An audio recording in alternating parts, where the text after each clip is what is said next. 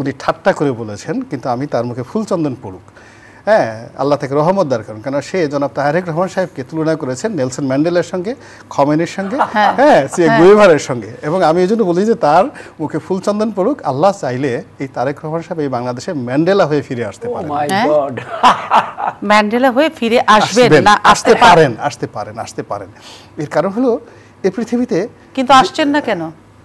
আরে বাবা, ম্যান্ডেলা কখন আসছে? ম্যান্ডেলা 26 বছর পরে জেলখানা থেকে বের হয়ে ম্যান্ডেলা হয়েছে 26 ইয়ার্স। আপনাদের একটা সময় দিতে হবে।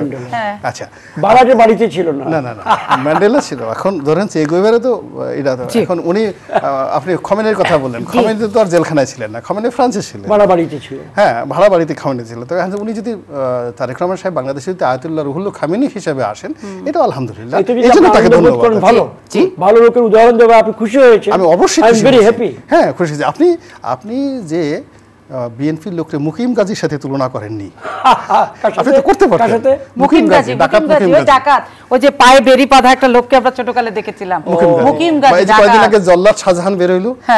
আপনি ভদ্রলোক মানুষ, বিশ্বাস করেন আপনার জায়গায় যদি আওয়ামী লীগের অন্য দুষ্ট লোক আসতো, সে বলতো এই জল্লাদ শাহজাহানের সাথে তুলনা দিত।